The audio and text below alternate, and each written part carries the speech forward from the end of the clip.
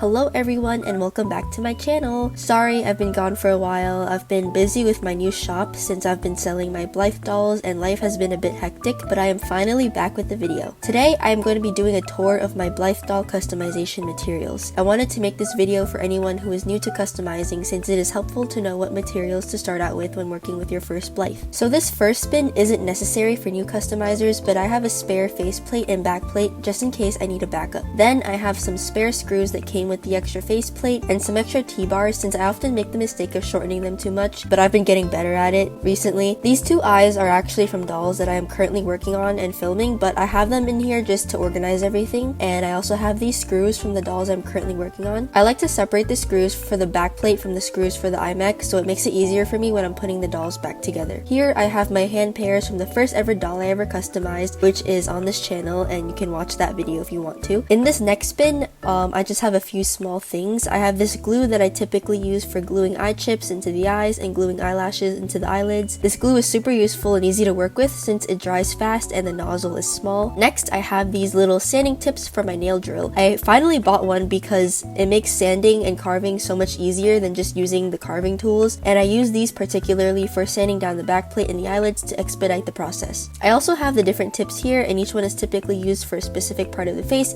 depending on where I'm carving. Next, I have this glue stick that I don't use often for customizing, but I use it for making photo cards for the dolls. Here I have this string that I use for the doll's iMech in order to change the doll's eye color and open and close their eyes. You have to get a very specific thickness so that the string is neither too thin nor too thick for adding beads. Lastly, I have this blade sharpener for the wood carving tools, and I don't use this too often, but it's nice to have on hand, just in case. In this bin, I have all of my tools. I have a set of makeup brushes that I use for the doll's face-ups, and these are super helpful because I used to use paint brushes, and the face-ups definitely did not look as good as they do now. I got these from Amazon for just a few bucks, and they come in all shapes and sizes, which is super convenient. Next, I have my nail drill, which I mentioned I recently purchased, and this was definitely a game changer for me because carving used to take me so long with just the wood carving tools, and I always ended up with like these weird scratch marks on the faceplates using the blades. It's also supposed to be connected to a power cord at the end. Next, I have my wood carving tools, and I know I mentioned I use the nail drill more now, but I still use these for carving around the nose, carving the nostrils, and carving the lines on the lips. Surprisingly, I also use these to help me pry open the faceplate whenever I'm disassembling a doll. And I have my small screw here, which I use to take apart and put the doll back together, a wire cutter that I sometimes use to remove the spring from a factory base doll,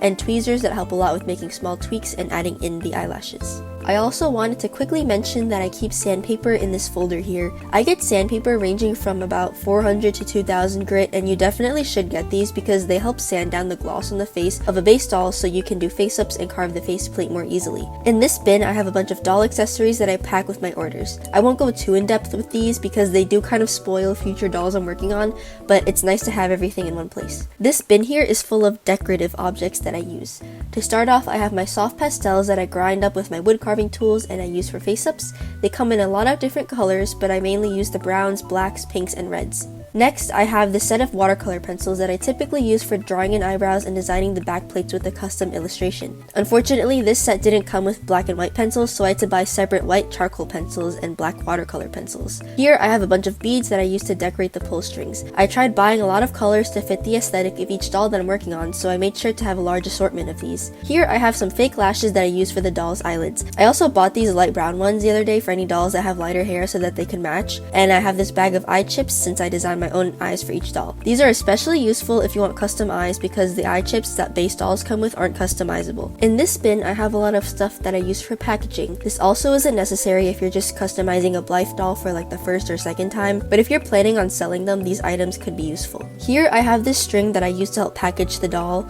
I like to wrap my dolls in a layer of bubble wrap and fabric, and then I use this to tie everything together. Next, I have this gift wrapping paper that I mostly use to help fill space in the boxes that I use. They come in a lot of different colors, so I choose colors that correspond with the doll I'm packing. I have these plastic doll stands that I add to every order, and I've been running out of them as you can see, so I definitely need to restock, but they're super useful to have. Here, I have this set of tiny suitcases that I got from Amazon, and I add this to every package for holding accessories and stickers. These are so cute, and they even come with their own tags, strings, and handles, and they're super fun to use. Next, I have this container that I filled with stickers and these small drawstring bags that I use to hold the hand pairs for each doll, as well as any extra accessories. Here, I have these fragile stickers that I haven't used yet since I haven't really shipped anything super fragile, but they came with some of the packaging stuff, so it's, I guess, convenient to have. Next, I have these huge drawstring bags that I wanted to buy initially for holding the doll stands, but now I just use them for basically everything, like the suitcases, the doll stands, and the accessories. I also have this bag filled with clothing that I'm planning to use for future dolls, since the ones that I'm working on now already have their respective outfits. These weren't included inside the bins, but I wanted to add this in because this is absolutely necessary for customizing. When you're doing face-ups or drawing anything on the face and back plates, you must seal them with a sealant to prevent your work from coming off. I use Mr. Super Clear, but this is highly toxic, as you can see from all of the warnings on the can. If you are using a toxic sealant, which most sealants are,